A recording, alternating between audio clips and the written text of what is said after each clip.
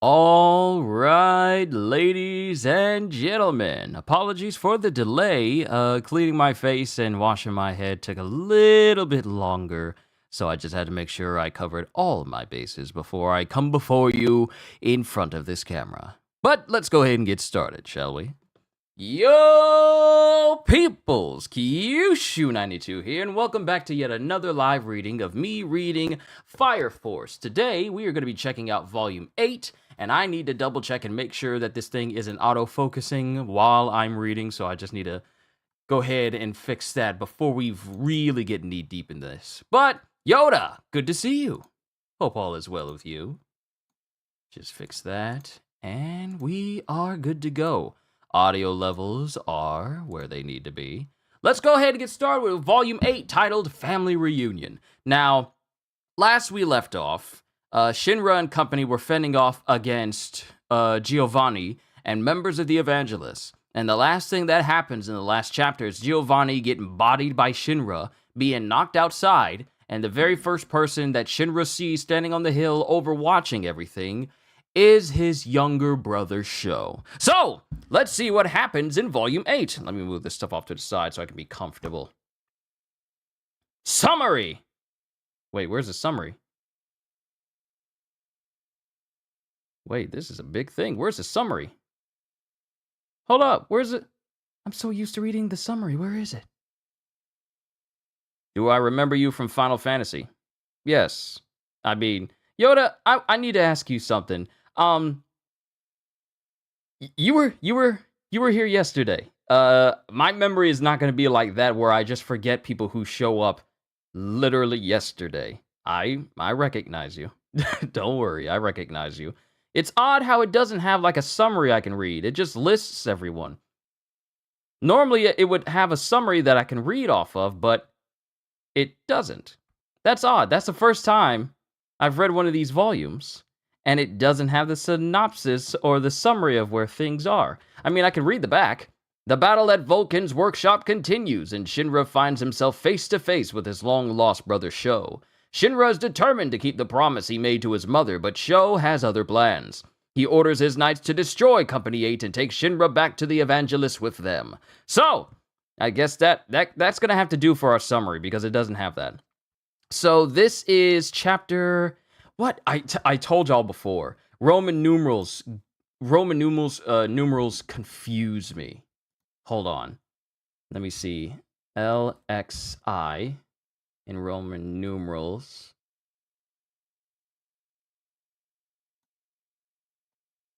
LXI Roman numerals is 61. Okay, I had a feeling it was 61. L is 50, and then an L and X would be 60, so LXI is 61. All right. Chapter 61, The Hallowed Blade. And Sho is standing there at the hill looking at Shinra. A kid? And he's wearing all white. He seems a little young, but maybe about the right age. And that's when Shinra realizes. The Hallowed Blade. Chapter 61, as we see Shinra on one side and Sho on the other. You're Sho! I think you're my little brother. We might be family. And then it cuts to Arthur chiming in. That's the brother you told us about? Yeah, it's gotta be! Sho, it's you! You and I, brothers? Hold on. Pardon me. And Shinra's eyes are sparkling because he thinks he's found his brother. Whoa, isn't he the cutest thing you've ever seen? Man, this is awesome. He's a total hottie. Wait a minute. Who's saying this? Oh, wait. Is that Arthur saying that? Wait, who's saying that? What are you, an angel? What are you, an angel? That's my brother. Seriously, Shokun's an angel. You see it, right? Oh, wait. This is Shinra saying all of this. What are you, an angel? That's my brother. Seriously, Shokun's an angel. You see it too, right? And then Arthur is... Yeah, I mean, Shinra is just hitting him in the shoulder over and over, and with Arthur going, that hurts, calm down. How can I be calm? I can finally keep the promise I made Mom. I'm gonna protect you, Sho, no matter what. I'm on your side.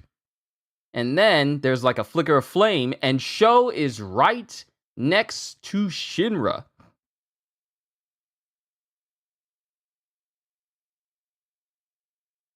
He's right next to Shinra, and there's a countdown where we just see the number 0 everywhere. I see. The evangelist told me I would know when I met him. So this is what that meant.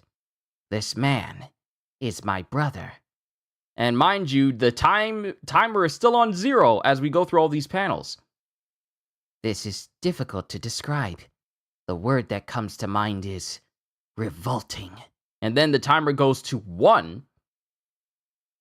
And when that happens, Sho has already hit Shinra in his midsection.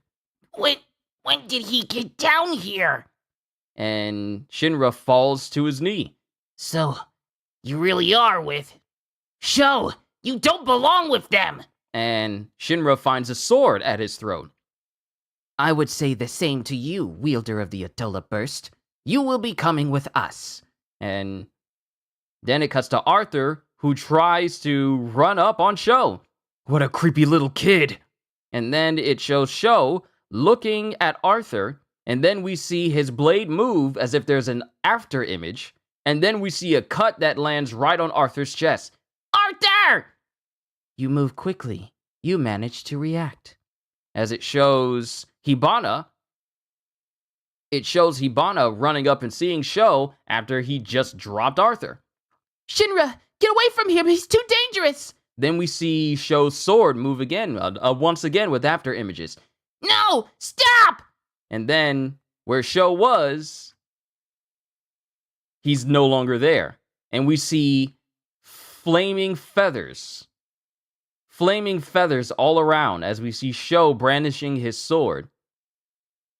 And then it's almost like as if he just teleported. And then we see Captain Hibana. And it looks like she falls to the ground herself.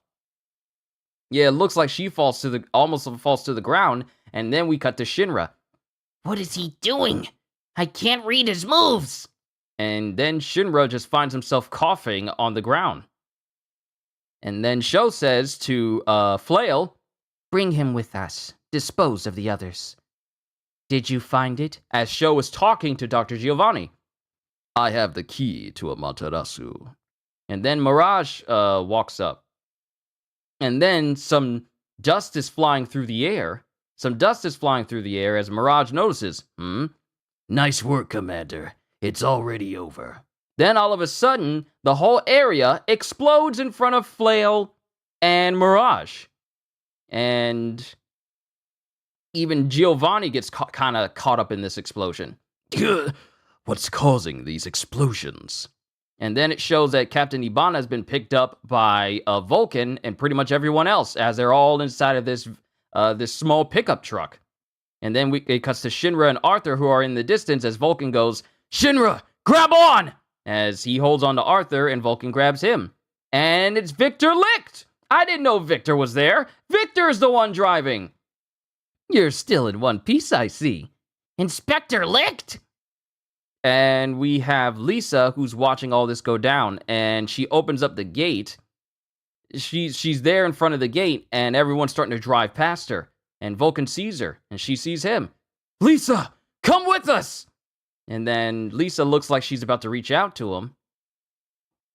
But she refuses to grab on. Yo, Halster, we're on chapter 61. We literally just started this volume. Well, we're on chapter 61. A lot of dust just popped up. A lot of explosive dust just popped up. The same kind we've seen before from, like, when Joker would use that earlier on. That's saved Shinra and company from Sho.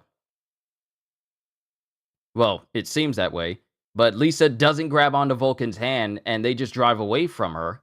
And then Sho is suddenly in front of the path of where the truck is, with Victor going, wow, that was fast. How'd he do that? You won't escape.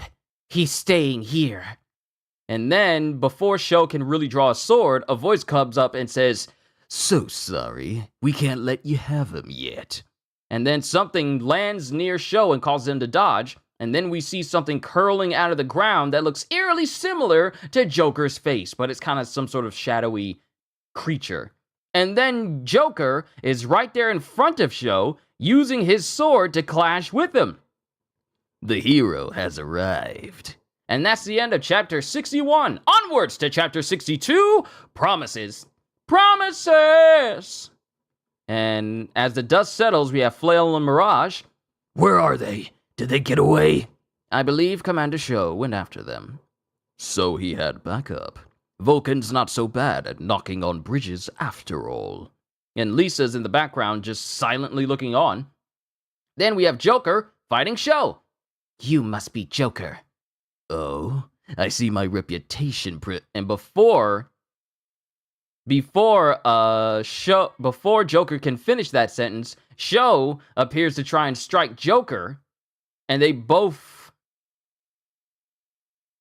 start clashing with each other as Joker continues going, "Precedes me too." And they're just clashing with one another, neither one landing a solid hit on him. And then Joker lands, and so does Sho. Chapter 62, are you getting closer and closer? I'm excited. Hey, look, I'm enjoying reading all these volumes of Fire Force, even though we're currently 8 volumes in. We still got a ways to go before this entire read-through series is over. But Joker and Sho land from each other, and Joker goes, Well, that is enough to make a guy sweat. Stay out of our way. I can't just let you do whatever you want. Not you or the Fire Force. I mean, that's just no fun. And it looks like they got away. So there's no reason for me to stick around anymore. And then Joker just disappears from sight. Without even an Adola link, goes Sho, and Joker's all the way in the forest. What a monster. As it shows like a little bead of sweat on Joker's face. Then it cuts to Sho sheathing his sword as Giovanni goes, We have what we came for. No need to force our way over any more bridges. We will deliver the key to the Evangelist, goes Sho, as everyone prepares to leave. Then we cut back to a hospital, as we got Licht, we got Lisa, we have Shinra and Hibana, because remember, Arthur's the one who got injured. He got cut across the chest. But it's Shinra speaking to Captain Obi. Captain Obi! Yes, sir. We've taken the injured worker to the hospital. The workshop was... Oh, right, I forgot about you as well. You and Arthur were the ones injured. You got kind of shot in his chest. Not the side of where his heart is, but clearly a lung was hit. But we've taken the injured worker to the hospital. The workshop was half destroyed. It was the guys in white. Dr. Giovanni is a traitor. And we met someone who could be my brother. And it shows Vulcan just sitting off by himself. The enemy may come after Vulcan again, so we're keeping him with us for now. We'll wait for our ride and meet up with you later. And then Shinra goes over to Vulcan.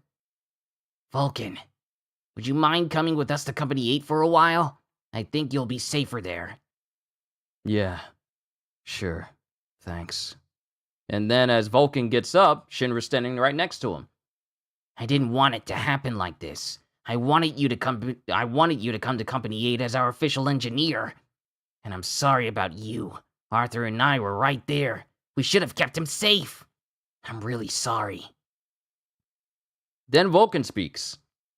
You handled it as soon as you could. It's my fault for being stubborn and not listening. You have nothing to apologize for. Yu's a little guy, but he's tougher than he looks. And Lisa's not really. There's nothing in the world that can't be fixed. So Yu is not going to die, and Lisa will come back. The planet, too. I'm gonna put it all back the way it was. What about you? This stuff with your brother's gotta be killing you. Don't worry about me. I know I'm not the only guy with problems. It's the world we live in. We're all in the same boat. You're not alone, Vulcan. I will do everything I can to help make your dream come true. Don't you forget it! Thanks. As Vulcan smiles at him. Then we have Hibana speaking with Licht. Just to let you know what I mean, the anime adapts all the chapters 173, so that's like 100, or so that's like 110 or 111 chapters away, and that'll fly by in no time. Then you get to experience everything past the anime. I know, I'm looking forward to it. Since we're already in the 60s of chapters, it won't be long. But we have Captain Ibana. Still, how did you manage to show up right in the nick of time? Oh no, please. I was just worried that they'd been gone so long. I came to check on them, that's all. Looks like nobody saw Joker, as, Licht is thinking to himself. You better not be the one who brought those white goons to the workshop to begin with. Don't be silly. It wasn't me. Remember, I saved everyone by getting there when I did. Pull anything funny and I will trample your gravelly rear into sand. She really has it out for me, as Licht is trying to make it seem like, it's not all bad. Arthur's wounds, unfortunately, were a lot less serious than I thought. Later, we learned you would be okay, and with Captain Obi's permission, we took Vulcan into hiding at Company 8. Show really is working with the evangelists, but I swear I'll bring him back. No matter what happens, I will keep the promise I made to Mom. Special Fire Cathedral 8, as we have Shinra and Arthur with Maki. I do hope our rookies didn't offend you in any way. Dumb and Dumber. We didn't, did we? No, we didn't. No, actually it was more like I offended them. And this is Vulcan speaking to Maki. And then we have Tamaki. Food's ready! Food's ready! Were you on KP duty today? No, since we have a guest, the lieutenant made dinner. For real? That's great! What's that supposed to mean? And then it shows a whole bunch of good-looking food on the table. I'm hungry. Whoa! Thank you for the food! Itadakimasu! And Shinra is just gobbling all his food down. I'm starving!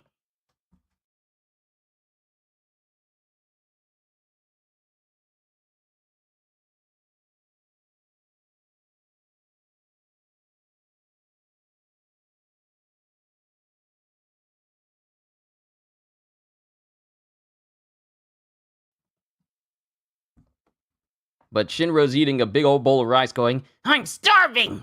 But then Arthur starts to just eat food from over on his side of the plate. Hey! Don't take that! It's mine! Where were you when the workshop was under attack? I was falling into Dr. Giovanni's trap! Then don't get deceived. Oh, like you were so successful! And as both Shinra and Arthur are arguing, Vulcan's just watching them. And then Obi speaks.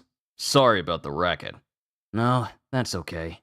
I grew up in a machine shop. I'm used to some noise. Pipe down, we have a guest! And both Shinra and Arthur just get quiet. Don't look at my dinner. I'm done taking your food. And then Tamaki's eating. Yum! And then Maki's eating. The days Lieutenant Hinawa cooks are the best days ever. And then Iris goes, I always find myself overeating. And then Iris is silent, and then Maki says, We should step up our game. The lieutenant's more feminine than we are. And then we have Lieutenant Hinawa. Did you get enough to eat? We have more. Is it always like this? Goes Vulcan. I guess so, but it's a little better than usual, since nothing's activated Fire Soldier Tamaki's lucky lecture lure. Huh? Lecture lure? It's just not what I expected. Vulcan-kun, Shinra may have already told you this, but our mission is to save the planet and the people on it. I like to think I understand your family and its rules, but don't you have any interests in joining Company 8? And then Vulcan's kind of silent. You're welcome to refuse, of course. I promise we'll still keep you and yours safe. So I want you to think it over and figure out what you really want. And then Vulcan just scarfs down a whole bunch of food. Then we zone in on the matchbox. And then Vulcan's looking at it. Thanks for doing this. How is it?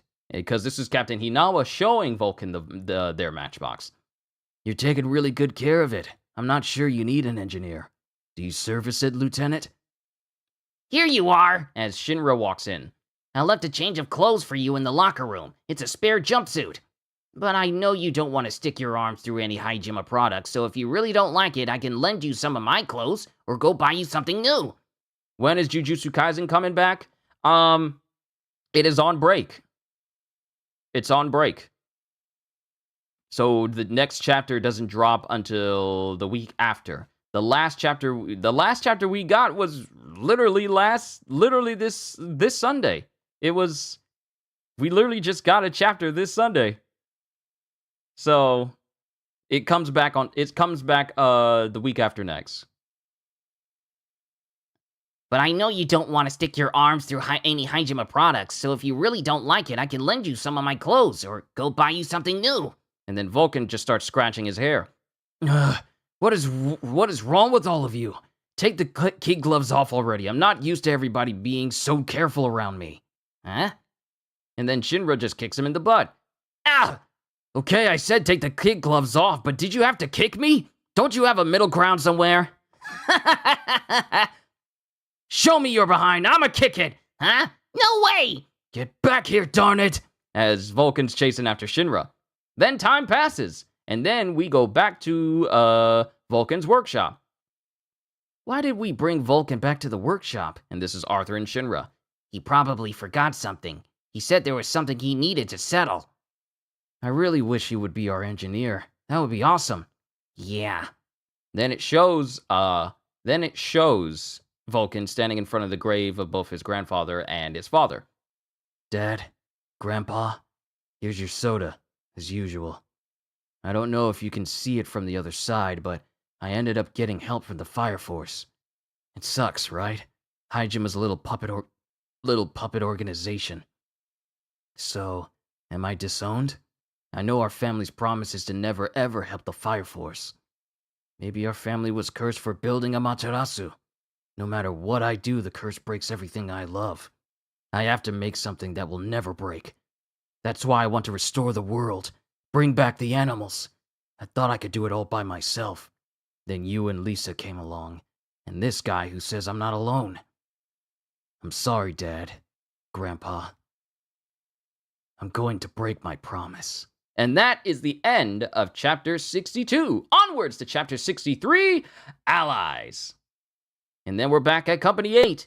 Cleaning time! And this is Shinra with Tamaki going, We're gonna get this place spick and span! From here to here is your area. Don't get anywhere near me. You stay away from me, Kusakabe! It's exhausting being on cleaning duty with her. I'd rather work with Arthur. And then something rattles right next to Shinra. Is this Vulcan's? Come on, man. How am I supposed to clean if you don't put your stuff away? Huh? What in the world is that? As Shinra sees like a big skull that's on one side of Cathedral 8's building. Vulcan, you in there? Don't put up freaky decorations. Huh? The captain said I can tweak anything I want if it makes it easier for me to work. I'd say it gives the bland old cathedral a little bit of flair. Tweak? Are you sure you should be putting skulls on the cross of the Holy Soul Temple? I'm on my way to visit you at the hospital. I'll put away all the stuff I left outside when I get back. Then we have Captain Obi. No, not bad. Huh? Not bad? You mean the skull? Yeah, it works because Company 8 is a bunch of misfits even in the Fire Force. It's totally rock and roll. I love it. Keep up the good work, Devil. I'm not a devil, I'm a hero. I think both sound pretty cool. Then we have Captain Hibana, Kareem, and Kanro. Hey, Obi, we're here. Lieutenant Kareem, it's good to see you again. What brings you here? Tamaki, glad to see you're doing well and in good shape. We're here to exchange information. We're hoping we can help each other with future investigations. And that's both Hibana, Tamaki, Kareem, and then Kanro, respectively. I've been expecting you. I love doing all these voices for all these characters. Thank you for coming. Thank you for having us. Are we really going to have to fight the guys in white and show? And then something hits Shinra in the head, and it's Tamaki. Quit staring into space and get to work! Ah! And it shows Tamaki tripping over her feet again, and somehow landing with her whole jumpsuit over Shinra. How'd this happen? Put me down, stupid! Even though Shinra's stuck in her jumpsuit. How? Your jumpsuit was closed. I didn't know they could stretch like that. But back to Shinra. Whew. Finally done. Working with Tamaki is bad for my health. Then we have Arthur. You may not be my long-lost steed Silver, but you are still my comrade in arms. Isn't that right, Silburo? As the donkey head that Arthur had on him to help him fight is mounted on the wall. Ah! Hey, don't put freaky decorations on the pillars! This is a celestial equine, one that has descended to Earth after Vulcan miraculously brought him back to life. It's a donkey. You just called it Silburo. Lieutenant's gonna be mad. Thanks for cleaning the entryway. As Hinawa walks in. What the? Lieutenant Hinawa? Get back to your desk. As Hinawa's walking around with like a hat with horns on the side. And then we have Hinawa at his desk. You got that hat from Vulcan, didn't you? It was here when I got here this morning. And you're okay with that? It doesn't interfere with my work. Are you sure? It's really distracting. Silburo, too. You are so oblivious about fashion, Lieutenant. Why don't I buy you something sometime? I can't trust you. Anything you buy would be straight out of a fairy tale. But it would be better than horns. Come on, enough chit-chat. As he starts working on all of his papers. And, no, he doesn't start working on all his papers. He turns his head and one of the horns on the side of his hat knocks off some paperwork. It is interfering with your work. And then we cut to Silburo on the pillar with Hinawa's hat on it. Because, you know, it's making him knock all of this stuff off his desk. Not just the paperwork, but a whole bunch of statues of 119 on there as well. He's just knocking stuff over. He's all like, yep, not gonna do it. But then we cut to the room where Obi's speaking with the individuals from Company 7, 1, and 5, which is Hibana, Kanro, and Karim. And Iris brings in some tea. Thank you, miss. Anytime, Big Cheese Palooka. Huh? Hey, Obi, you better not be using Iris as your maidservant. Nissan, I offered to do this. It appears that Iris has tried to take some speech patterns from Shinra and Arthur that they took from Company 7. Yeah. And then Obi starts with, all right, let's skip the formalities and get this meeting started. We'll share the information we've managed to scrounge up, then figure out what clues we have about the evangelists and how to proceed. We didn't even believe these white clads existed until just recently. Benny asked me to come on his behalf, but we don't have much to contribute. These days, any outbreak of spontaneous human combustion could have been artificially sparked by the white clad. Rekka Hoshimiya used bugs to create infernals because he was looking for a compatible host for the flame. They're not just making infernals. I think they're looking for a specific power. And Dr. Giovanni seemed to be looking for some key to Amaterasu. Their goal must have something to do with the power plant. And then we have them looking at this paper that has Giovanni on it. Do I have a name for my fans? My peoples, I guess. I just say, yo, peoples. I just consider everyone my peoples. Yeah, I just consider everyone my peoples. I don't have like a really big grandiose type names. Y'all just my peoples. But we have Dr. Giovanni on the newspaper that says, phony Company 3 captain arrested in connection with brutal attack. The media says the man who attacked Vulcan was an imposter wearing Dr. Giovanni's mask.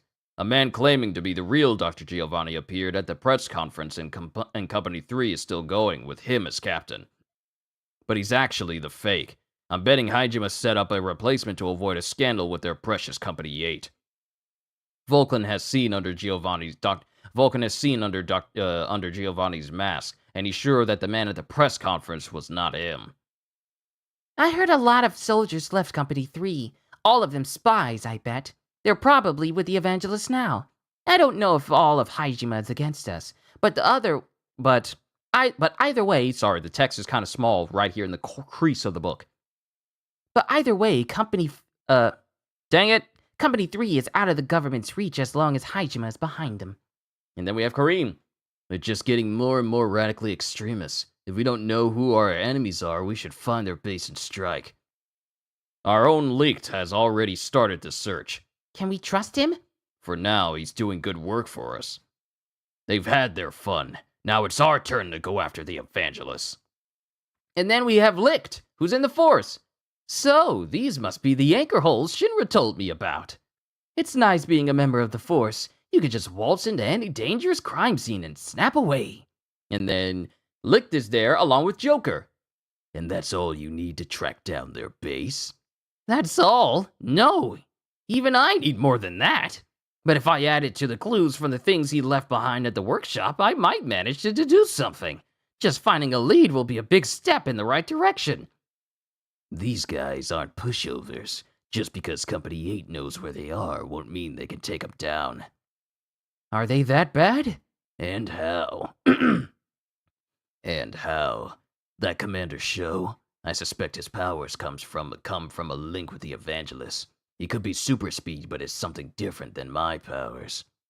What do you think Company 8 is going to need? Shinra's gonna have to power up, of course. Can't that genius brain of yours come up with a way to upgrade the Devil's Flame? I'll see what I can do. But whether or not he catches up to you and Sho will depend on him. And then we have Kareem and Ibana. Let's say you do attack. Do you have a plan? Nei-san, what are you doing sitting there? As Ibana is sitting up higher on a chair with her feet just on there. I don't like having to sit at the same height as this Company 1 gravel. Do you want me to sit on the ground? Yes, that would be lovely. And then Kareem is silent. What's wrong? Aren't you going to sit? Ugh. Darn it, I meant it as like a joke or a gag. Lieutenant Kareem, I'm so sorry. As Kareem is now sitting on the ground, with Hibana just still sitting high up in the chair. Can Company 8 even fight muscle-bound Gorilla 8? Gorilla 8? Oh, she's calling Obi Gorilla 8. Can Company 8 even fight muscle-bound Gorilla 8? Gorilla 8? Company 8's new recruits are fine soldiers. I can vouch for the strength and quality of their powers. But they do need more experience, especially when it comes to man-to-man combat. So how can we make them better assets in the little time we have? Yeah, when they were sparring with Company 1, I got the impression they were green and wet behind the ears. Their powers are top-notch at first class, but they haven't seen enough real fighting. Real fighting, eh? I know a guy in Company 7 who's seen nothing but fighting. You want us to help him out? As Conroe poses an idea. Then we have Arthur and Shinra.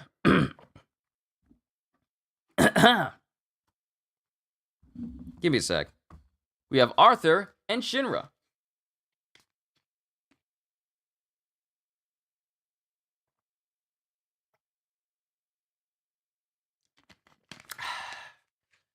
Much better. We have Arthur and Shinra as Obi and Kanro are talking to them. You want to transfer us to Company 7? Yes. You will be training under Captain Benimaru. The toughest soldier in the force is going to show you how to fight. Show us how to fight? Does that mean you can't trust us in battle as we are? I can't argue with him. I couldn't even see Sho's attacks. I had to at least get good enough to keep up with that speed. My dignity as an older brother is at stake. Then we cut to Asakusa. What's up, Conro? Huh? Why should I have to teach him? What? Owe them? Right, I do owe them. And that's the end of chapter 63. Onwards to chapter 64, and we're right here at Asakusa. Man, I really love Asakusa. As Shinra and Arthur walk up to the barracks. Excuse me, it's Shinra from Company 8. And then something lands right next to Shinra, and it's Benimaru who has a stick at his throat. Captain Shinmon! In a real fight, you'd be dead. Chapter 63, Training Ground. You wanted me to train you, right? Always stay sharp. Blockhead, goes Arthur. And Arthur immediately gets hit in the forehead by Benimaru throwing that same stick in his face. I told you to stay sharp. Blockhead. And then they both wins because Benimaru looks at him. And they both get tensed up. Then it cuts back to Vulcan, back at Company 8. What's this? Goes Obi. A magnetic extinguishing ball. What do we use it for? Just watch. You pull the pin and... The pin, he rolls the ball in front of like a mound of fire, and it sets off a shockwave that causes the flame to dissipate. I used the same magnetic field generator that I had installed in my animals at the workshop. It shoots a powerful magnetic blast at the flames and poof, fires out. Wow, that would be handy for a non-powered like me. Shinra and Arthur are training in Asakusa. I didn't want them showing me up, so I thought I'd invent some cool stuff. What do you think, Maki-san? I can't wait to see what you make. I'm sorry to interrupt. Keep it up. I'll call you next time I finish something. Then it cuts to Hinawa and Obi speaking. I'm glad Vulcan agreed to be our engineer. Company 8 is finally looking like a real company. We're extinguishing infernals, doing our everyday work, and now we have to get ready for battle. I'm asking a lot from our soldiers. No one in this company will complain, sir. And then we cut back to Asakusa with Benimaru and Shinra and Arthur. Stay sharp, he says. We've been standing here for 10 minutes. And then Benimaru flexes his hands as he just looks like he's about to do something, but then he just puts it on the back of his head as if to scratch it. You're not getting a little dull, are you? There are no rules in a real fight. You never know what's going to happen or when. And then it cuts to Benimaru moving his feet, which causes Shinra to tense up again. Getting tired? Yes, sir. That's because your life isn't on the line. Right now, the tension alone is enough to make your head spin. On the battlefield, you need to feel the life around you. Yours, your allies, your enemies. If you're always aware of the life around you, then the tension won't get to you. Then the tension won't get to you as bad. Now, right here, they got a security tab right in the middle of this speaking panel. Now, being careful to peel it off.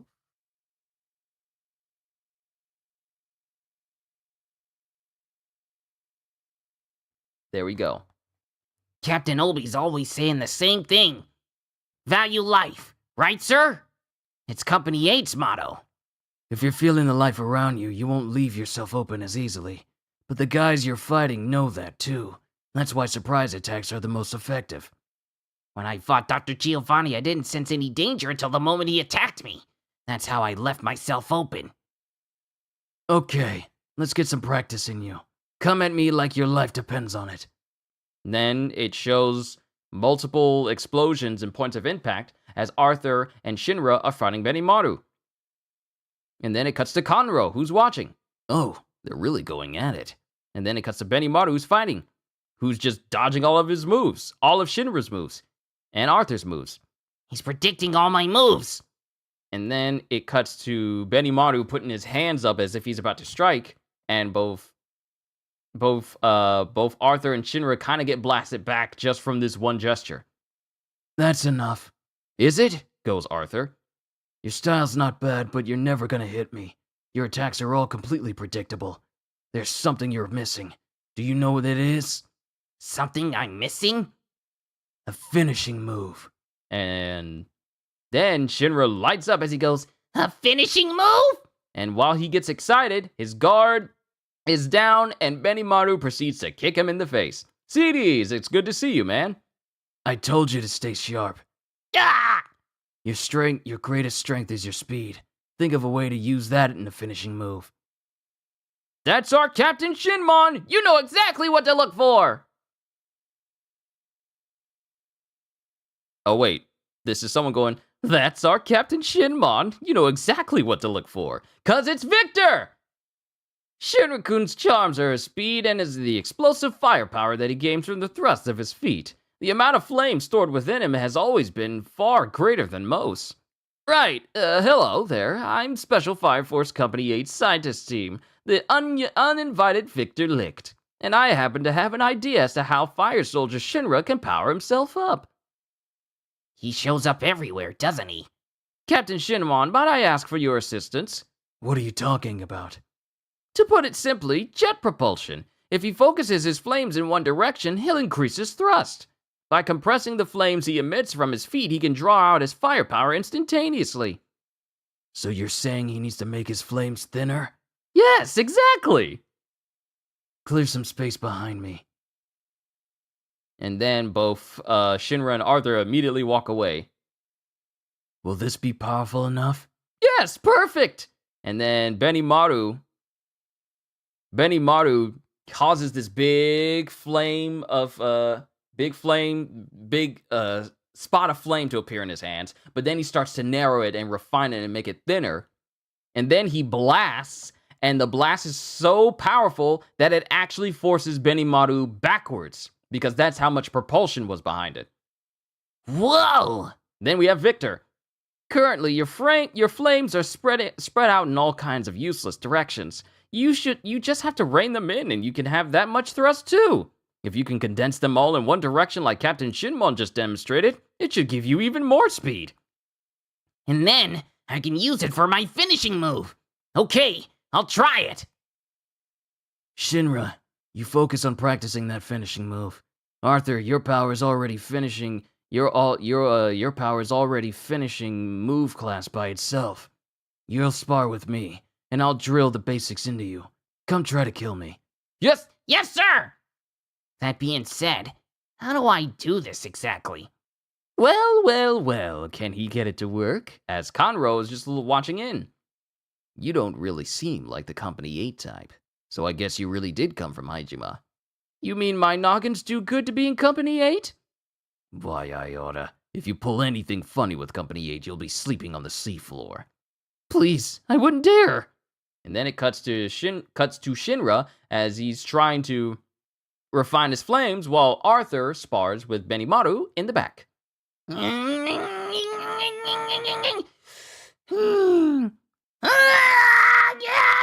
As he's trying to refine his flames.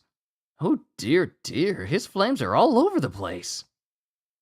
And then it cuts to Shinra as his flames start to get smaller because he's curling his toes.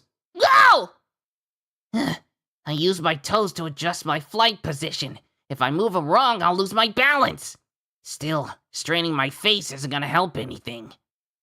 If I haven't done it yet, thinking about it is a waste of time. I just have to keep trying. That's right. Most problems can be solved with either a just do it or a forget it. Clever boy. That sounds pretty simplistic, Mr. Clever Scientist. You have to actually get to the starting line or you won't even notice the real problem you need to solve. The reason difficult problems are so difficult is that you don't know anything until you try. That's one thing you have in common with useless thugs like us. As it shows Benimaru constantly fighting Arthur, and then Shinra still trying to refine his flames. How is Captain Shinmon so good at controlling his powers? I should be able to find a hint. And then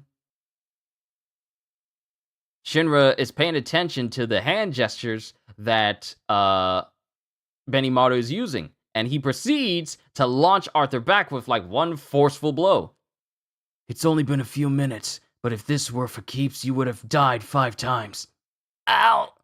Get up, we're going again. Bring it on, goes Arthur. And then Arthur looks at his own hands, and then he puts his hands in like that same position that Benimaru does, and he starts to feel his flames behaving differently. And that is the end of chapter 63? No, 64. That was the end of chapter 64. Now onwards to chapter 65, as Arthur is trying to do different hand gestures. Thinner. Thinner.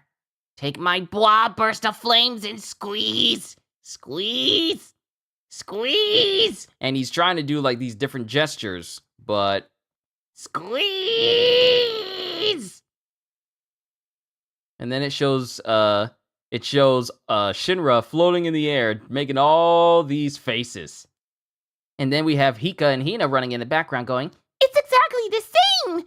You can't do anything but make funny faces, stupid!" Chapter 65. 65. Last one was 64. This one's 65. Chapter 65, The Mysteries of Ignition. What? Was my face that weird? It was disgusting. The ugliest pucker face ever. So this gesture didn't work either. I thought I felt the flames flicker the one time, but Captain Obi does this a lot. Rock on! As he puts his hands up, and as he says this, his flames explode underneath him, and he just lands on the ground. What happened? Did he just let one rip through his feet? Huh? What? And then Benimaru is looking at him. Don't look away from me, goes Arthur. Is this Station 8? We are at Company 7's place in Asakusa right now. This is where we are, where the story is.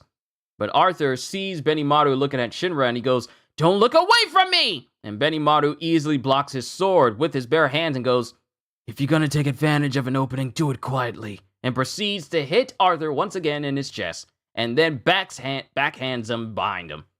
But that wasn't bad. Shinra, do it again. Arthur! Whenever you power up your flames, I notice your hands is like this. So I was trying some different gestures too. Then I tried that thing Captain Obi's always doing and it went all wee as he starts flying in the air. Huh? I can't see what you're doing. Take off your gloves. Yes, sir. In the ancient martial arts of old Japan, they had what are called hand formers or kata. When I hold up my index and middle fingers, that's one of them. I use this kata to control my flames. There are different types of kata and they all have different effects. One of them is called Tora Hishigi, and it's for increasing power to the feet. Tora Hishigi? Which means Tiger Crush. It's been over 2 years since you've seen Fire Force. It's been a while since I last watched the anime myself. But I'm happy that I'm reading the whole series for you guys. Tora Hishigi? You touch the base of your thumb with your index finger, and bring your thumb towards the base of your pinky. So it's basically like this.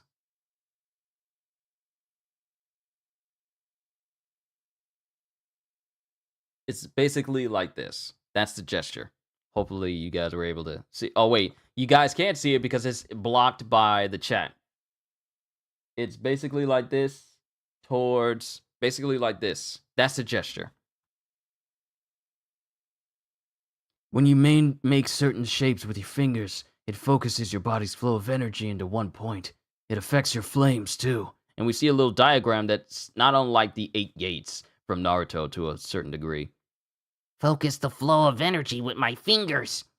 You can do the rest on your own. Thank you, sir. And then Benimaru walks right over to Arthur. How long are you gonna lie there? We're not done yet. And then Shinra starts flying in the air, floating in the air using his powers. And he tries to do the hand gestures that Benimaru showed him. Bring my index finger and thumb in, like I'm focusing the flow of energy into my feet. And when he does it, the flames start to behave differently, and then his flames, which were normally blasting out from the side, start to refine to where they're only just going perpendicular to the angle of his feet. Whoa!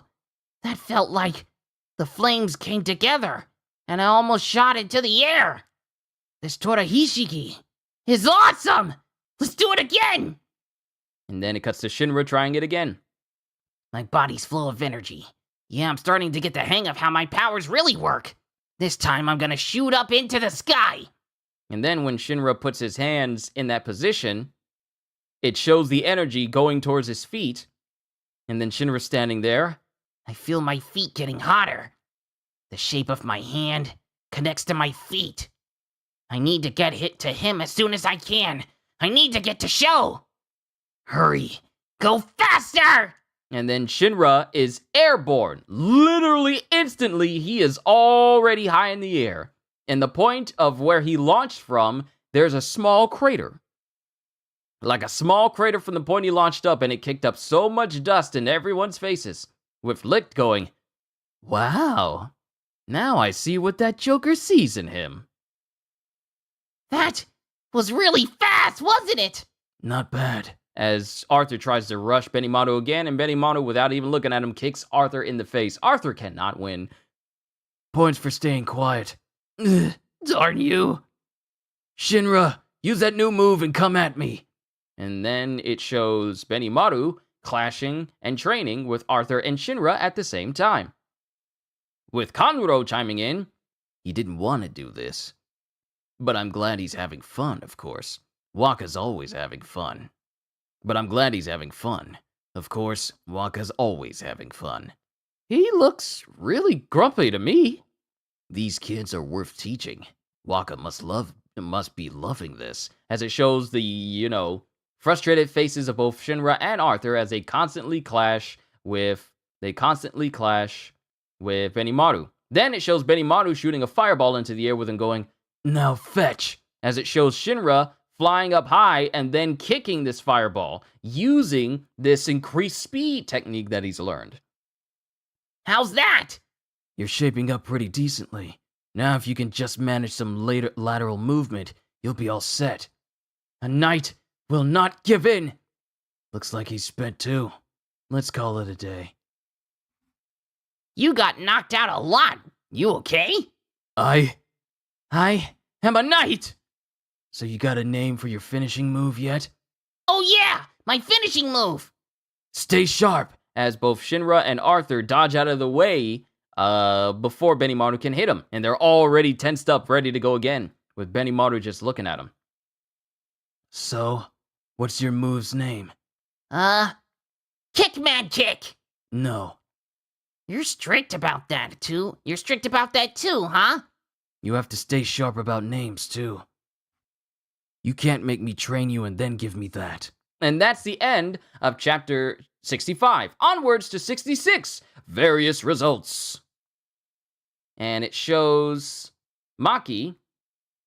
It shows Maki playing with fire again. Come here, Sputter, Flare. And she's twirling the flames around, and they bump into each other, and she's just laughing to herself. But then Hinawa comes up and just grabs her by the head and goes, How many times do I have to tell you that fire soldiers do not play with fire? First-class fire soldier Maki Oze. I wasn't. I happen to have a very important mission for Sputter and Flame. Sputter and Flare. Have you finally gotten so lost in fairy tale land that you've gone crazy? It's okay, Lieutenant. I made some new equipment for Maki-san that uses sputter and flare. Huh? The twin hover units Tekyo. and it shows that, yeah, Vulcan has made some new stuff for Maki. Powered by sputter and flare, they're weapons that Maki can control with her second-gen powers. Get ready. As Maki puts her hat on, I made a hat to go with it. which looks eerily similar to like the witch hat that people were daydreaming of what Maki would normally have, of what Maki would have. But she now has like a brand new Fire Force hat that looks like a witch's hat now. So what are they?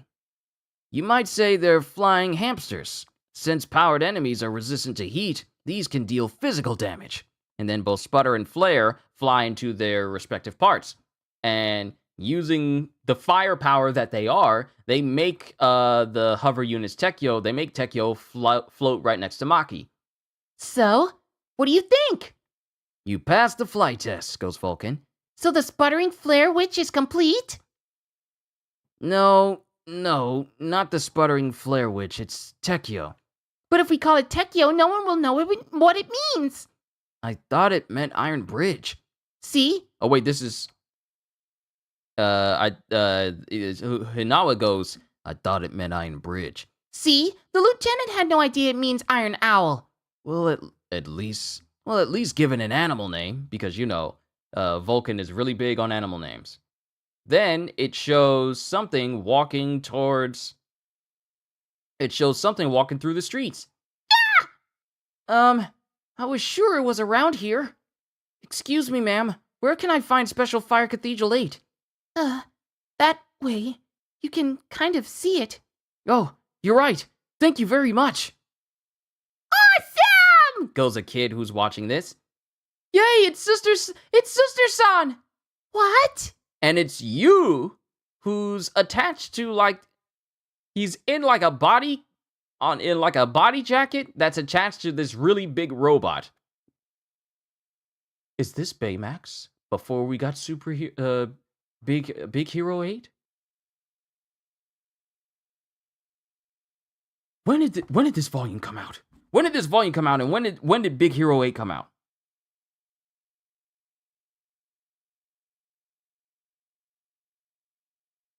When did this volume come out? Hold on, how old is this? I'm looking for the year.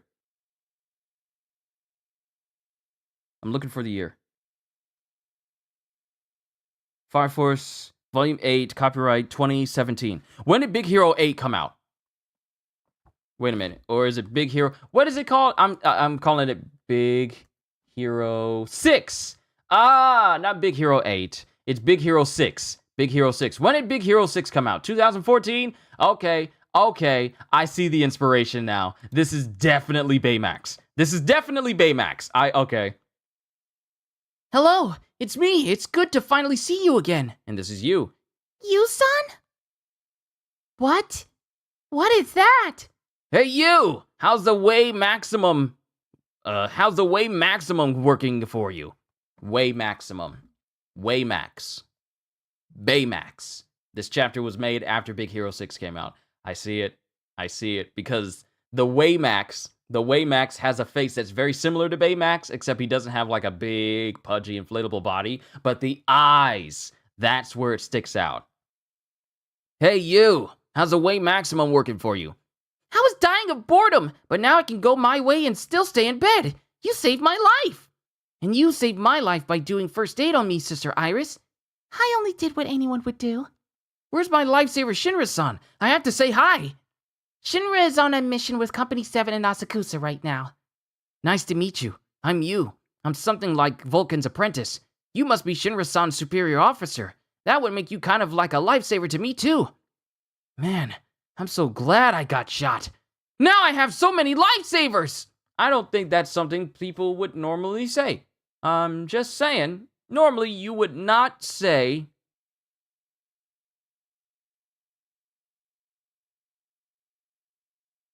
You would normally not say, I'm so glad I got shot. Fun fact, the kid with Baymax in Big Hero 6 is called Hero. Oh, I know, I've seen the movie. I've seen Big Hero 6, it's just that I forgot the name of it. But I do recognize Baymax. Now I have so many lifesavers! You're a positive thinker. That's a wonderful way to look at things, Yusan. It's kind of obnoxious. You need your rest. And what is that bed? Oh no! Vulcan, I'll always help you even if you are a fire soldier! As it shows Yu's bed going on all fours and running away from this nurse who apparently followed him. Come back! Don't you want a bed like that? I do not. Goes Maki to Sister Iris. Then we're back at Asakusa, as Arthur is training with the sword. You're really getting the hang of traditional Japanese swordplay. And then we have Kanuro. A single-edged blade doesn't work the same as one that will cut from any angle, like yours. But it never hurts to learn new ways to attack your enemy. And then it shows Shinra clashing and fighting with Benimaru. And every single time Shinra gets knocked away, he immediately rights himself and launches himself at Benimaru. Then he puts his hand in Toda Hishigi, and then he uses his speed to blitz Benimaru, which almost hits Benimaru in the face. Good. That was good. If I didn't know that was coming, I would have taken that hit. Make good use of that move. Yes, sir! We should be getting the results of Lick's investigation soon. He may have tracked down your little brother.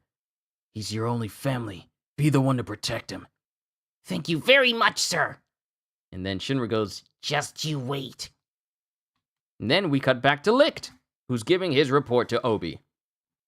That's the report on my investigation of the area surrounding Vulcan's workshop. That didn't take long. Thanks.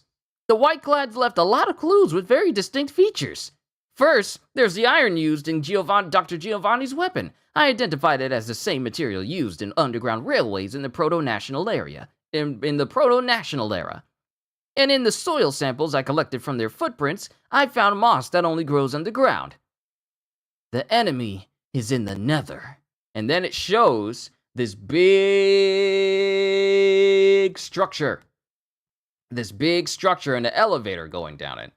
And we have Lisa and Dr. Giovanni, who have all decided to completely clad themselves in evangelist gear. With Giovanni speaking, "Surely it won't take long before someone in the forts figures out that we're down here." And then Sho speaks, "You're right, and that's actually a good thing." And then we have Archer. Yona is at the gate. Deliver a message. Be on guard. And then we have Archer, who's just standing here without her cloak on. Then we have Mirage, and we see Mirage's face, his pupilless eyes. "We will assist with the preparations and reconnaissance," along with Flail at the back. No need for reconnaissance. I know whom we're expecting. The man with the Adola link. Then there's a ping sound as Shinra senses something through his feet again.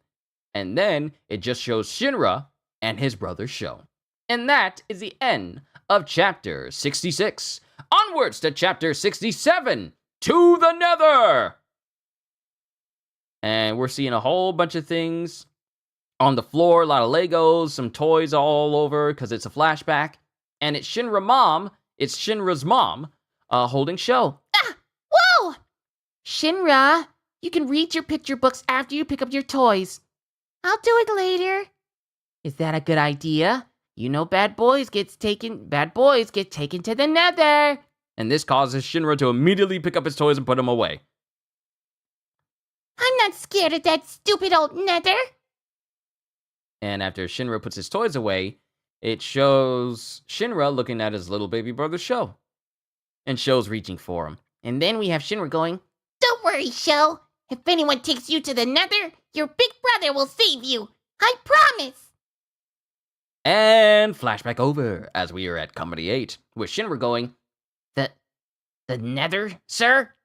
"Based on Lick's analysis of the clues left after the attack on Vulcan's workshop, we have learned that the Evangelist's followers are hiding underground in the nether." Then we have Sister Iris. The Holy Soul Temple teaches that the nether is an impure land, where the great sun god's light can't reach. As Sister Iris says, the nether is forbidden territory. If they're setting up shop there, they might be apostates who have rejected the doctrines of the Holy Soul Temple. Then we have Licht. But back to the nether itself, there used to be an underground railway winding through a series of tunnels underneath the Tokyo Empire. My understanding is that most of it collapsed on the day of the Great Cataclysm, filling in the tunnels. But it is clear that in some places, the caverns remain.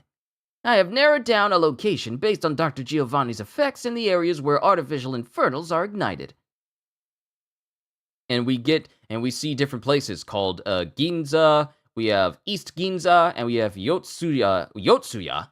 And then we have Captain Obi going, "Where we're going is a secret lair of the bastards who are making artificial infernals. We're sure to find some of the secrets behind SHC there. This isn't the usual mission. It's a battle with lives at stake." And then Shinra standing there very tense, and then Obi just slaps him on the back. "We're going to get your brother back. Yes, sir! Now rest up for tomorrow." And then time passes, and we have Arthur, who's laying in bed, and he's squeezing his blanket because he's dreaming about being a knight on a horse. I hold silver. Way. And Shinra can't really think. And then Shinra is dreaming, but he's just surrounded in flames. It's so hot. Where am I? And it shows somebody in the flames. Someone's there. And it looks like a woman who's just in the flames. And then there's rattling going on the next day. An earthquake? Doesn't seem like a big one. We've had an awful lot of them lately. And then Shinra wakes up. Shinra starts to wake up and he's thinking, who is it? Sister? And then he's thinking of seeing this lady who apparently doesn't have any clothes on going, Yeah! I had a pervy dream about a nun! I am so gonna get it!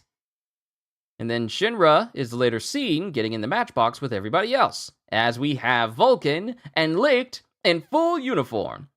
It's our first run. Makes you nervous, huh? That gear really isn't you, Licht. Don't worry, I'm wearing my lab coat underneath. Is there a point to doing that? Vulcan, can I ask you to drive the matchbox?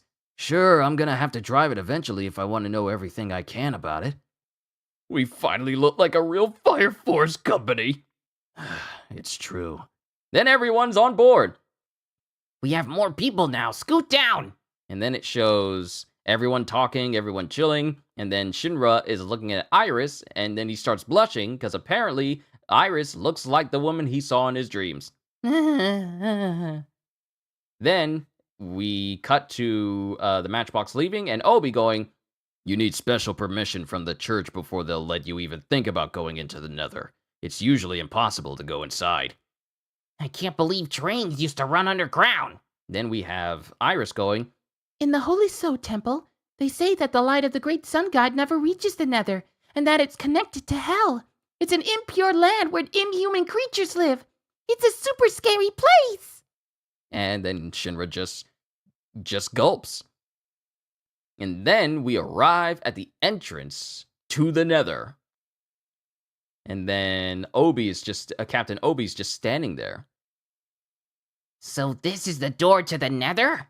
You scared? Goes Arthur. Nah, I'm not scared of this stupid old Nether. Don't be silly. Huh. And then Maki. Are we really going in there? It's gonna be real dark. My mama's gonna be so mad at me if she finds out I was anywhere near here. You seem awfully calm, Vulcan. It's not my favorite place, but I've been in there a few times, inspecting water filtration facilities, but it's not my favorite place.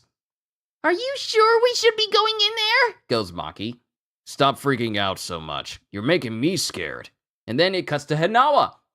Company 8 is the only company with permission to go inside the Nether for this investigation.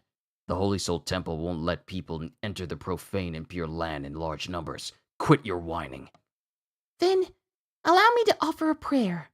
Please do. Goes Obi to Sister Iris. We are forever beseeching the rising sun. Grant thy light to the undefiled souls. Latom.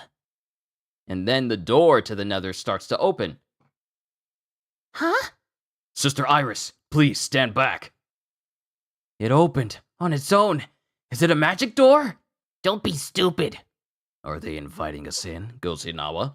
And the doors continue to open with it turning out that it was Vulcan who did it. Hey, it opened. I guess the power's still on. It was you? Don't scare us like that! And then as the air rushes towards them, we get Maki going, Ah! It's the deep dark Nether! and then Tamaki. I don't want to go!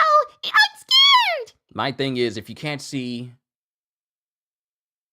you can create fire. You can create fire and flame that allows you to see. Darkness ain't that scary when you can see in it. But then you got to kind of worry about what lives in the dark that you can't see. That's actually worse. That's the reason why I ain't never going in the woods at night. Because I'm pretty sure there's a ton of things that can see me in the woods, but I can't see them, and that's not good enough for me. That's not good enough for me to go in the woods. Knowing that there are things that can see me in the dark, but I can't see them, that's a no-no. That's a no-no zone. That is a no-no zone. But I digress, I'm sorry. But Obi stands there at the door with Arthur going, So, what's in there? "What's in there? Let me see!" Ah! Don't push me! And then, because it shows that Obi was a little bit nervous to even walk in there, because they're like, "Whoa! I'm inside! You need to chill out, Captain. It's dark, goes Arthur. Well, it is the Nether. Whoa, seriously? This is the Nether? Whoa! Yo, Kitty, what's going on? We are on chapter 67 of Fire Force right now. Hope you enjoy the voices and the storytelling. Maki, light the way. Yeah, Yes, sir. Eh. Sputter. A normal light would suffice. Because you know how Hinawa is when it comes to Maki making flames. But she makes like a flame familiar, and that causes it causes it to light the way so they can see in the nether. Then we have Captain Obi. Don't forget that we are standing in hell. We'll find the evangelist's base and the secrets behind SHC down here. Proceed with caution.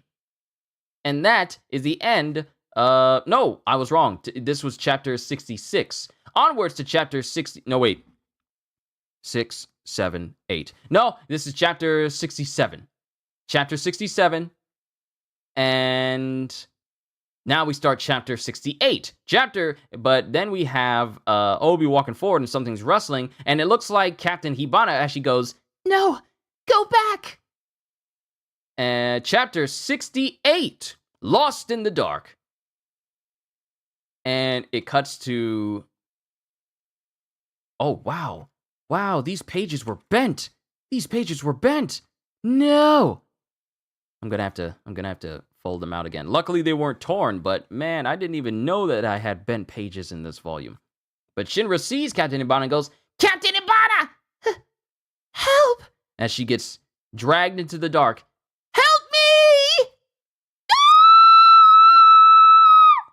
Yes, I can reach those high notes. Captain Ibana! What would Hibana be doing? He could be that pyrokinetic that can copy faces. The one from Asakusa? It's dangerous here, Iris. Thank you. As Tamaki is gripping onto Sister Iris's arm. And there's more screaming going on. With Obi going, well, at least we know the enemy is down here. Our plan stays the same, but assume that was really her. Let's go! As they start to make their way down into the tunnels. And then the whole area starts to get covered in fog. Fog? Yona, time to shake things up. Artistically and creatively, of course, goes Yona. Because he's the same dude that made people's faces look different in order to sow discord in Asakusa.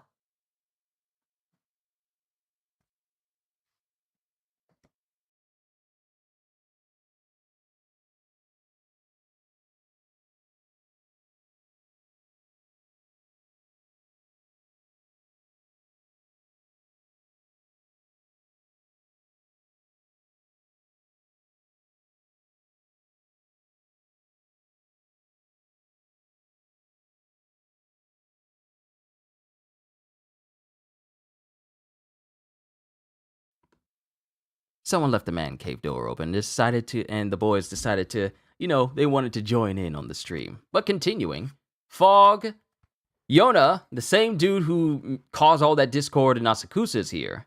Everyone, stay together! As a white clad appears right next to Obi. And mind you, this is both Mirage and Yona who are here. And Obi tries to hit him and goes, "When did you?" And it just turns into a Mirage. Huh? It was already dark now with the fog. I can't see anything. Where is everybody? Whoa, Shinra! Something's pulling me! Shinra, help me! Inspector Licht! Wait, Shinra, stay together. As it shows Hinawa by himself in this fog. It's already separating them. Then all of a sudden, Hinawa gets pulled by something. Then it shows Tamaki and Maki holding on to Sister Iris. Iris, your hand! Here! Whatever you do, don't let go. Huh? Huh? As it shows that it's actually, wow, it's not Maki. It shows two Tamakis holding on to Iris. Huh? Huh? Huh? This way! The fog's lighter over here. Hurry! What? You can't tell who's who now. Not gonna lie, I didn't expect you to turn into a Fire Force stream. This is a pleasant surprise.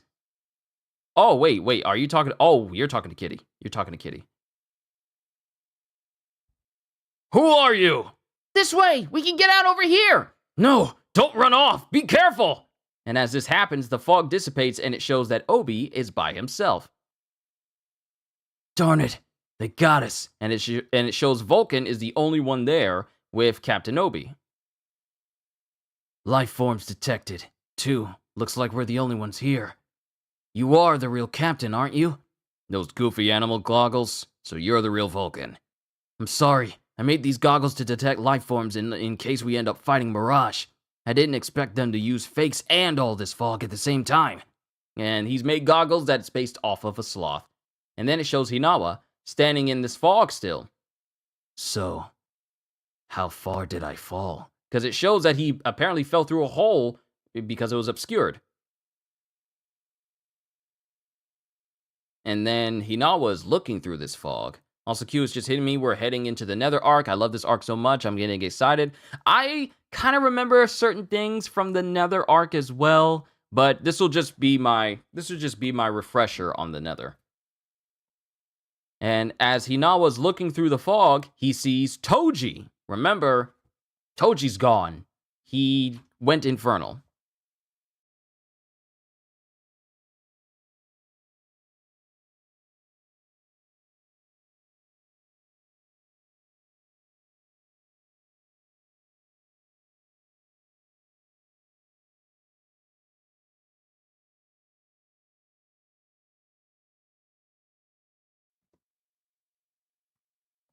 Family's making a charcuterie board for me, so they're just asking me what I would like on it. Then we're almost done, so I'll be able to eat that. But Hinawa sees Tojo, and remember, he went infernal earlier in Hinawa's life before he joined the Fire Force. You've really done your homework on us, and your jokes are all in very bad taste. Then we have members of the Evangelists. Mirage and Yona's combined efforts have succeeded in dividing their force. Oh wait, this is Sho. Mirage and Yona's combined efforts have succeeded in dividing their forces. Pick them off one by one, starting with the weakest. I assume the specialized slaughter forces are in place. Start with assault. Go! And then it cuts to Iris with the 2 Tamakis. Iris, I'm telling you, I'm the real one. No, I am. Huh? Why do you even need to think about it? She's obviously fake. That's not even true. She's the fake. I'm hurt. Come on, you know I was holding your left hand. I even have fire ears, see? That's a good point. That's not fair. You're trying to trick her by doing something I can't do. You're so mean. You're making me cry. It might be a very clever trap. You can see my ears! So we can already tell which Tamaki is fake. Because the one that says that I can't do that firepower, while the other one can, and the real one can, yeah, the fake Tamaki is the one that's on the left side of the panel. Fine, you're stupid, Iris! She totally sounds like an old man!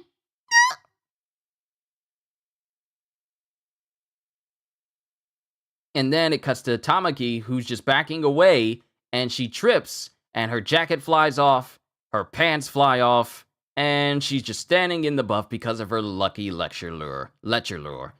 You are Tamaki-san! Only the real Tamaki-san could ever pull off a stunt like that! Yes, I am the real Tamaki. And it shows that in order for Iris to be assured that it was real Tamaki, the lucky lecture lure condition of Tamaki had to trigger. So I'm mad at Iris and I'm taking it out on you, old man! What? And then the imposter starts to run away. Come back here! And then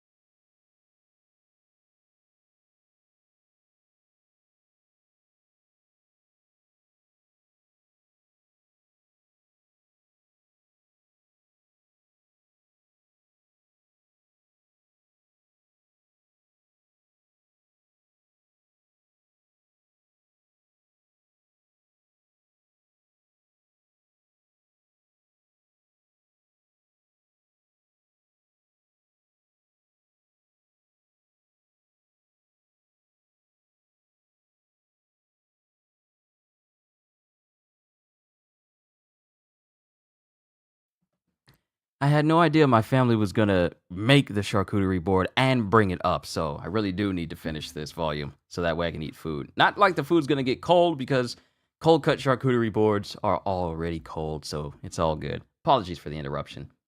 And then Tamaki goes, Come back here, darn it! but as she's saying that while the imposter flees, you got food? If so, what did I get? It's a charcuterie board with chicken salad? Yeah, chicken salad. There's what is that? What is that? What is this? What is this? I don't know what this is.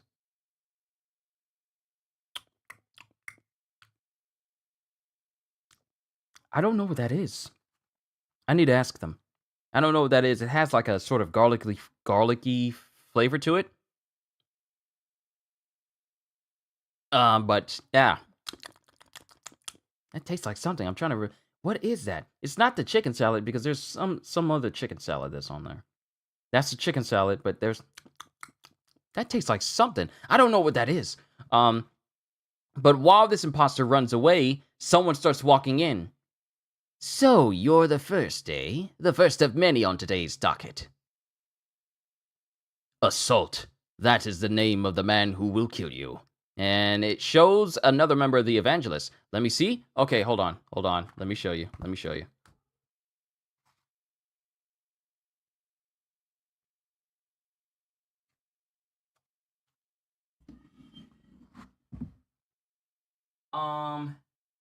It's this. I don't know what it is. Hold on. Let me try it a piece.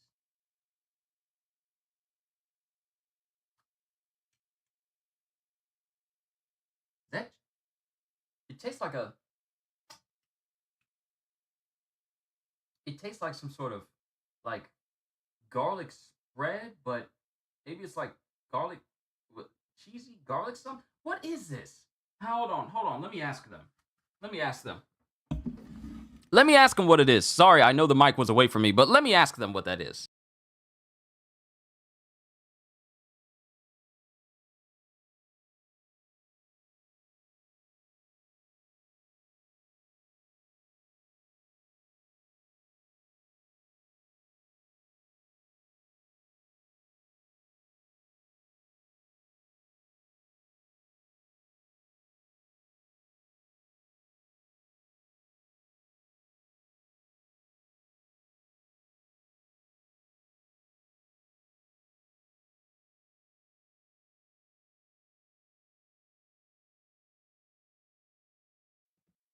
Apparently it's a type of cheese spread. Apparently it's a type of cheese spread that can go with the bread, cheese spread that can go with the bread that I have and the cheese because I got turkey on here, and as well as is this Havarti? With some Havarti cheese and some chicken salad as well. So let's continue on so that way I can eat this stuff because it looks scrumptious. And I done moved a whole bunch of stuff all over my desk. Boy, I can't wait to have like a full computer setup so all this stuff is a little bit easier to maneuver around. But let's continue on. But we have this man called Assault. Assault. That is the name of the man who will kill you. Standing in front of Tamaki and Iris. And then we have Maki, who's in an area by herself. The wall collapsed. There's no one here. Did I get separated from the group? And the path is blocked. I don't think I can go back. This must be some kind of joke. Me? All alone in the nether? And then there's some people walking up towards Maki. How disappointing. Just one woman. Huh? Those white clothes! You're shaking. Are you afraid of the dark? Well, allow me to show you even greater fear. And this is Flail. And Maki's looking as she goes, Oh, what a relief. I was so nervous stuck here all by myself. I thought you were a ghost. What's wrong with her? Has the darkness driven her mad? Do it. As one person that's there with Flail has like a short range of flame in his hand and he tries to rush Maki going, You think this is a game? And Maki just dodges him and proceeds to grab him in the face and then shove his face to the ground so hard that he gets knocked out. Oh, it's not a game. Just now that I'm up against people, I know what I'm doing. And then it shows her Tekio starting to move. Prepare to activate. Set altitude at 90 degrees. Pressure circuits ready. Release power units. Loading heat engines. Maintain battle positions. As Flare and Sputter get in position inside the Tekio. You must be Flail. I heard you gave my sweet little junior soldiers quite a beating. Twin hover units Tekio, activate! As she puts on her hat. And that is the end of Chapter 68. Onwards to Chapter 69, Maki versus Flail. And how many chapters do we have? Oh, perfect. This is the last one. Chapter 69, Maki versus Flail. And she's got her floating units right there with her. I see you've had some training, but what can one little soldier do? We are combat professionals. Really? I don't see it. Don't underestimate us. As one tries to conjure up flame and throw it at Maki, and she instantly dissipates it because she's a second gen pyrokinetic. A second generation. Fire! Fire! So, seeing as how one fireball didn't work, and she was able to easily dissipate it, let's just fire more. Because it'll work again. Really? Fire! Fire! And then Maki is just continuously dissipating all these flames. Fire those little sparks all you want. All you want. It won't do you any good. Then it shows that inside one of these flames is actually a small chakram disc that almost cuts straight through Maki's. It cuts through a piece of her collar, but she manages to dodge out of the way. And then she sees more fireballs with chakrams hitting inside. And then one of the members of the White Clad goes, "I'll tear you limb from limb!" Then Maki puts her hands in front of her, and then Tekio gets in front of her and makes a shield. And as the flames are surrounding Maki, a rock gets thrown from behind Tekio and hits one of the white-clad soldiers directly in the face. And then Tekio moves, and they become jet engines where one immediately hits one member of the white-clad, and Maki uses the other arm to shield herself from more chakrams. And then she sends that one in the way of where it was thrown, and she's just bodying people with her twin thrusters. And then they just fly right next to her again, and they start flying all over, and it looks like they're about to hit another member of the White Clan. Annoying little... And while he's jumping away, Maki grabs him and headbutts him directly in the head and just knocks him to the ground. And then she starts deflecting blows from more. She's just fighting all on her own, just defending herself from these white-clad individuals. Then one clamps onto one, and she clamps onto one, and she pulls the hood over his head and knees him directly in the face. Then it looks like she's about to tear off his mask, and then Tekio comes in and flies and hits him directly in the face. Like, while she's got him down, Tekio comes in and hits him directly in the face. And then Maki is just standing there looking at Flail, since Flail is the only one who's still standing. Oh ho. And then he pulls out his chain, and then he causes a gigantic flaming flare to be at the end of it. In the name of the evangelist, I grant death to the fool. And Flail launches at Maki with his giant flail, and Maki dodges away. And then Flail continues to try and hit Maki. I swing it like an ordinary wrecking ball, but did you forget? This fireball is my power. I can control it at will. Meteor strike! And he slams his flail down on the ground, but Maki is able to shield herself from the vast majority of it and to keep it from crushing her, as he's trying to put the pressure on as he goes, "Now let the heat crush you!" Huh? As Tekio comes in and slams him directly in the face. which allows Maki the opportunity to not only shove his giant flaming spiked flail off of her, but jumps towards him and plants a solid hit towards his midsection, with a shockwave being seen launching from his back. And then she elbows him in the chin. And then as she brings her hands down, while Flail is still flailing, she proceeds to land a double-fisted blow on his chest, with Tekio landing another hit on his midsection, and another one planting one directly in his face. And as Flail is going backwards, he gets back up and he goes, You may be a beefy woman, but you're still just a woman. You can't hurt me. And then Maki gets extremely upset as she brings down her elbow. She goes, Who are you calling a gorilla cyclops? And she just brings her elbow down and just bodies Flail. I have to hurry and get back to the others. Then it shows Hinawa, who's still in the fog, and he sees more people pop up. Then we cut to Tamaki and Iris, who are facing off against Assault. This guy's no pushover. Get back, Iris. All right. And Assault is just staring him down. Then we have Shinra, who's by himself as he goes, Inspector Licht! Where is everyone? Then we have Vulcan and Obi. Should we go look for the rest of the company? No, some of them might come back here. We should wait right where we are. I'm getting 2 life form readings. 15 meters. That's close enough to see. Are they friends? You will never see your friends again. As the people who step up is Lisa and Dr. Giovanni. Lisa. And Captain Obi's just standing there. And that's the end of chapter 69, to be continued in volume 9.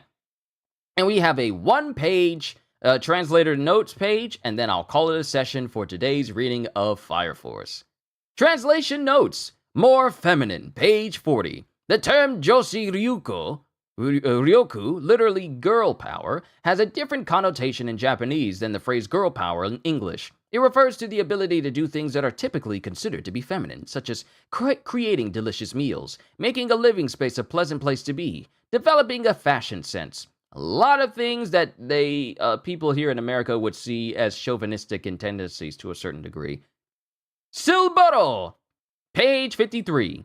Even in the original Japanese, Arthur's name for the steed he so longs to find is the English word silver, but because of the way the Japanese writing system works, it actually sounds more like Shiruba, which by trading the ru for a ro, Arthur has created a name, Shiroba, which includes the Japanese word for donkey, roba. To replicate the effect in English, the translators borrowed a word that the English language has in turn borrowed from Spanish. We'll just say that Arthur was channeling his inner Don Quixote. Mucifer! Page 54. The name written on the lieutenant's hat is actually Uncle Horn, which happens to be the name of a monster in Dragon Quest. In English versions of the game, the name is changed to Mucifer. While the reasons for the change are unknown to these translators, they feel it bears noting that the English rendition most likely comes from the sound bovine creatures make, and not from the antlered moose. Tekyo, page 111.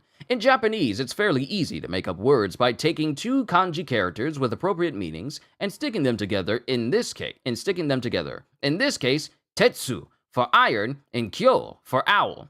The problem here is that tekyo is already a word that doesn't have very many other meanings. So when people hear it, they are most likely to assume it means iron bridge, as demonstrated by Lieutenant Hinawa. And lastly, prestidigitation. Page 130. A combination of prestidigitation, otherwise known as a party magician, and magician, and Japanese prestidigitation. Prestidigitation. Combination of prestidigitator, often known. Wow, that I was so sure that it was going to be prestidigitation that I didn't know that it was prestidigitation.